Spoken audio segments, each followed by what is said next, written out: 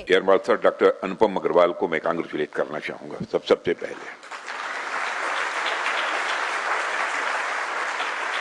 और सच्चाई है कि जब मैं उनकी बातों को सुन रहा था तो मुझे लगा कि एक बार इनसे मिलना चाहिए और स्पेस में जाने के लिए क्या क्या करना पड़ता है, क्या क्या प्रॉब्लम्स आती हैं। जैसे उन्होंने कहा है ग्रेविटेशनल फोर्स नहीं होती है तो हम सभी जानते हैं, लेकिन पीछे ऑक्सीजन हो तो आगे कार्बन डाइऑक्साइड का एक स्फीयर बन जाता है, उसमें क्या क्या चैलेंजेस सामने आते हैं।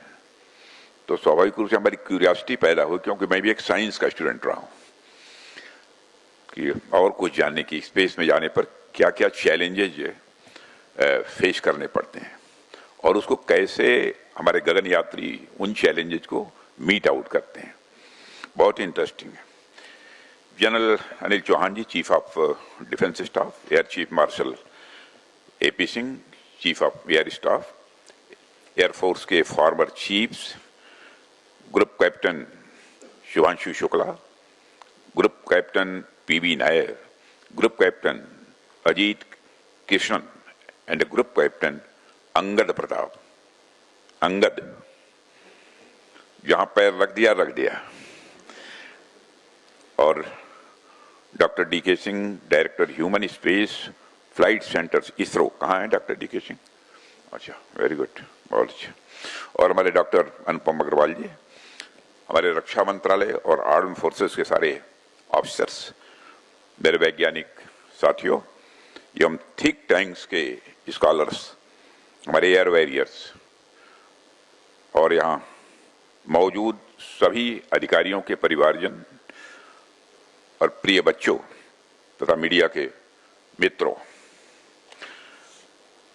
सबसे पहले मैं ग्रुप कैप्टन शुभांशु शुक्ला को एक्जियम मिशन 4 के लिए सेलेक्ट किए जाने की बड़ी और ऐतिहासिक अचीवमेंट पर ढेर सारी हार्दिक बधाइयां देता हूं।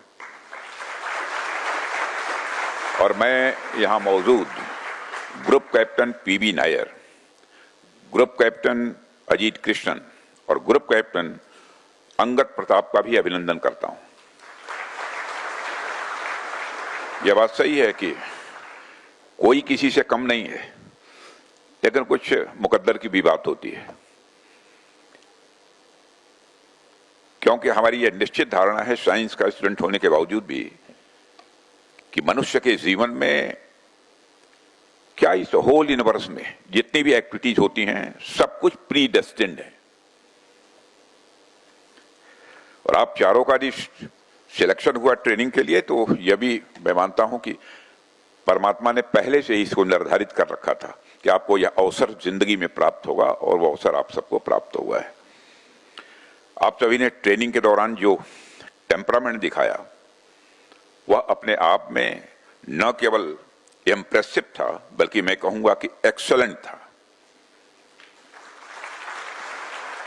और आप चारों सचमुच हमारे लिए रत्न हैं।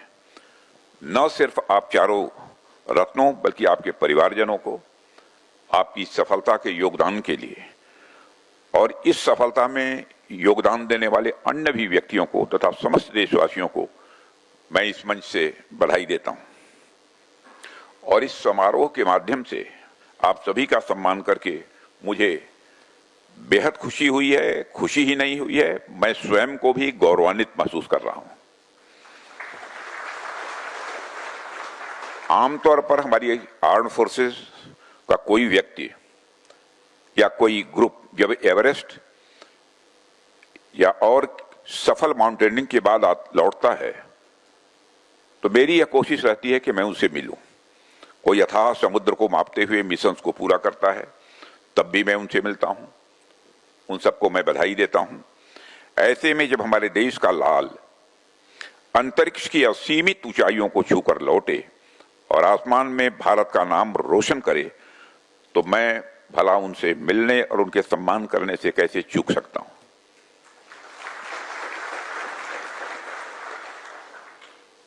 मुझे सच में भारत मां के सपूत ग्रुप कैप्टन शुभांशु शुक्ला का स्वागत और अभिनंदन करते हुए गर्व की अनुभूति हो रही है, और साथ ही उनके अन्य जो साथी हैं group captain PV Nair, group captain Ajit Krishnan और ग्रुप कैप्टन अंगद प्रताप, मैं यही कहना चाहूंगा आप सबके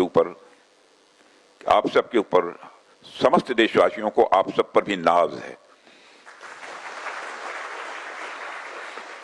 और नाज इसलिए है कि आप सब ने देशवासियों का मस्तक ऊंचा किया है।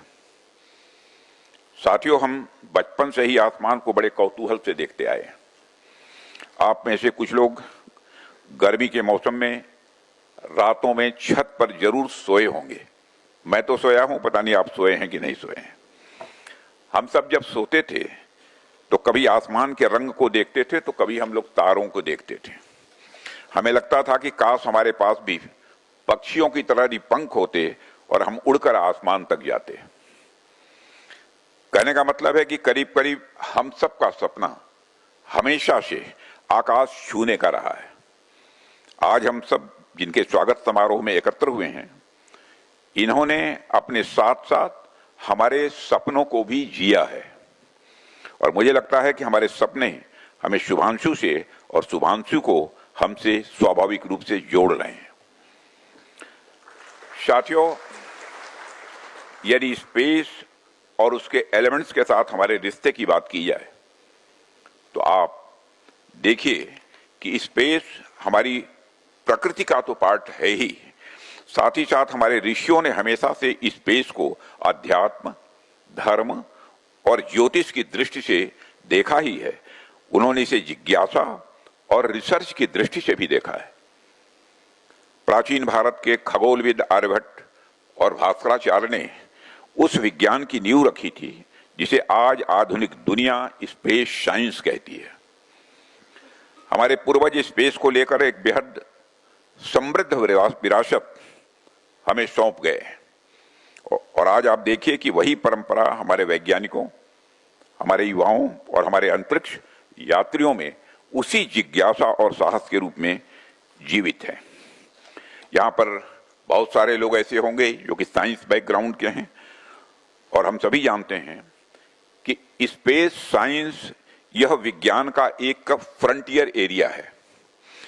जिस प्रकार artificial intelligence, quantum physics, astrophysics और जेनेटिक्स विज्ञान के फ्रंटियर एरियाज हैं, उसी प्रकार स्पेस साइंस भी विज्ञान की एक फ्रंटियर एरिया है।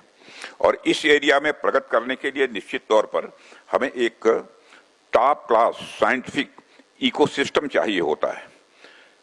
और मैं समझता हूं इस दृष्टि से भी भारत निरंतर प्रयत्नशील है और आगे बढ़ रहा है।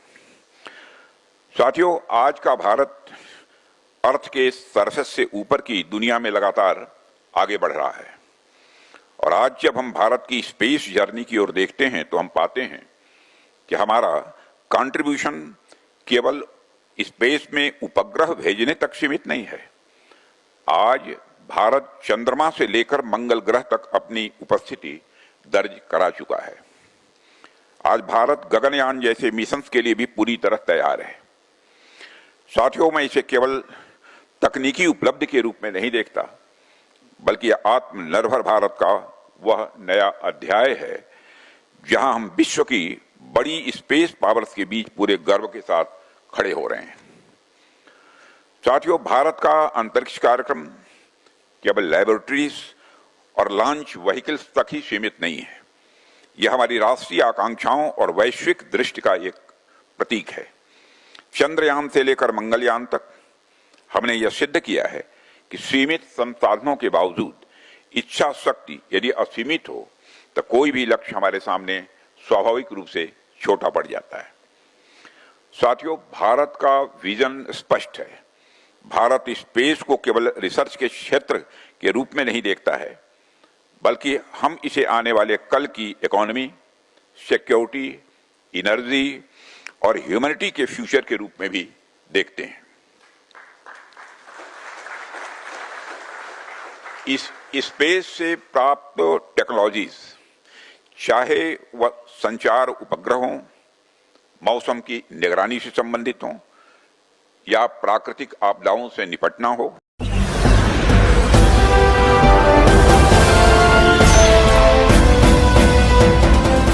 आप देख रहे हैं लाइव न्यूज 9 99 राष्ट्र सबसे पहले।